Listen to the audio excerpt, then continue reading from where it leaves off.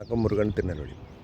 என் சத்துருக்களுக்கு முன்பாக நீர் எனக்கு ஒரு பந்தி ஆயத்தப்படுத்தி என் தலை எண்ணெயால் அபிஷேகமிட்டு என் பாத்திரம் நிரம்பி வழிகிறது. இப்படி ஒரு வேதத்தில் ஒரு பகுதி.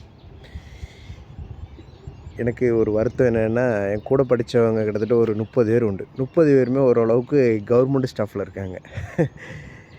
எனக்கு என்னவோ தெரியல, சின்ன வயசுலேயே இந்த பணம் சம்பாதிக்கிறதுலாம் கொஞ்சம் ஆர்வம் அதிகம். அதனால் யார்கிட்டையும் போய் வேலை செஞ்சு சம்பாதிக்கணும், காசு வாங்கணும் அப்படின்ற மாதிரி இல்லாமல் தொழில் செஞ்சு சம்பாதிக்கணும் அப்படின்றது ஒரு ஆசை. அதனால் என்ன அப்படின்னா, அந்த தொழில் செய்கிறதில் தான் ஆர்வம் காட்டினேன் தவிர, அந்த வேலைக்கு போகணும் அப்படின்ற அந்த ஆர்வத்தை குறைச்சிக்கிட்டேன். கடவுள் உங்களுக்கு ஒரு திறமையை கொடுத்துருக்கிறாரு அப்படின்னா, அந்த திறமைகளில் நீங்கள் எத்தனை பேருக்கு பிரயோஜனப்படப்படுறையா வாழ்கிறீங்க, அதுதான் உண்மையான சக்ஸஸ். நம்ம இந்த பூமியில் வாழ்கிறோம்.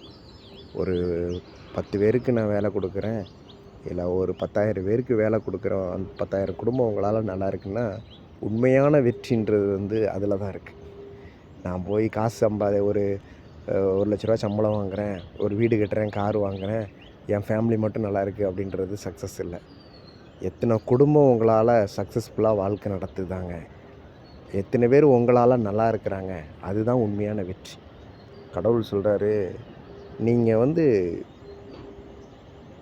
வெட்கப்பட்டு போகாத அளவுக்கு நீங்கள் உங்களை ஏனலமாக நினச்ச ஆட்களுக்கு முன்னாடி நீங்கள் ரியல் சக்ஸஸ்ன்றது அடுத்தவங்களுக்கு முன்னாடி நீங்கள் அவங்க கற்பனையே பண்ணி பார்க்க முடியாது. அப்படியாப்பட்ட ஒரு அபரிதமான வளர்ச்சி உங்களுடைய வாழ்க்கையில் இருக்கணும்.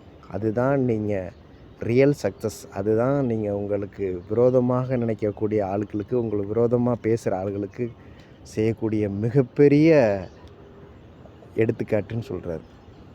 முயற்சி பண்ணுங்கள். Okay, God bless you.